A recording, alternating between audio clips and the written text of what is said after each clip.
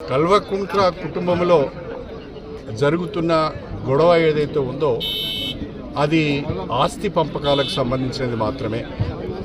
గత 10 సంవత్సరాలు అధికారంలో ఉన్న కల్వకుంట్ల కుటుంబం తెలంగాణ వనరులన్నింటినీ కూడా విపరీతంగా దోచుకున్నారు.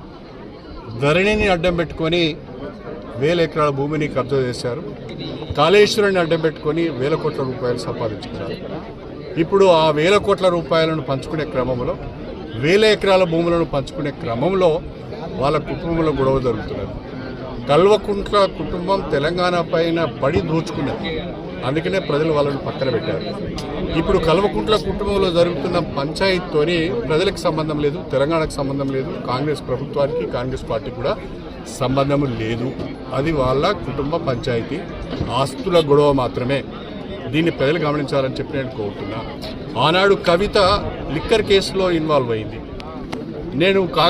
నేను ఆనాడు పార్టీకి రాజీనామా చేయడానికి కూడా ప్రధానమైన కారణం ఒక ముఖ్యమంత్రి గారి బిడ్డ లిక్కర్ కేసులో ఇన్వాల్వ్ కావడం, ఆమె విచారణ ఎదుర్కోవడం, అనేక రోజులు జైల్లో ఉండడం కూడా కొంత నాకు బాధ అనిపించింది. ఇది సరైన పద్ధతి కాదనిపించింది. అందుకనే బయటికి రావడం జరిగింది.